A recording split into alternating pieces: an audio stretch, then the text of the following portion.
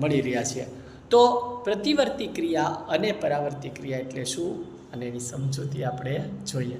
સૌથી પહેલાં તો પ્રતિવર્તી ક્રિયા એટલે કોઈ કહેવાય કોને પ્રતિવર્તી કે પરાવર્તી ક્રિયા કરશું એ જાણવું ખૂબ જ જરૂર દરેક માટે। તો કે કોઈ વાર આકસ્મિક સંજોગોમાં કરોડરજ્જુ કોઈ પણ અંગ તરફથી મેળવેલી સંવેદનાને મગજ તરફ મોકલ્યા વગર પોતે જ અંગ તરફ આજ્ઞા મોકલી દે છે અને અંગ તેના આદેશથી કાર્ય કરવા લાગે છે। આવી મગજની જાણ બહાર થતી ક્રિયાઓ છે એને આપણે શું કહેશું? એને આપણે પ્રતિવર્તી કે પરાવર્તી ક્રિયા કહેશું, બરાબર? તો એક આ વસ્તુ આપણે યાદ રાખવાની છે, એ છે પ્રતિવર્તી એટલે શું અથવા પરાવર્તી ક્રિયા એટલે શું।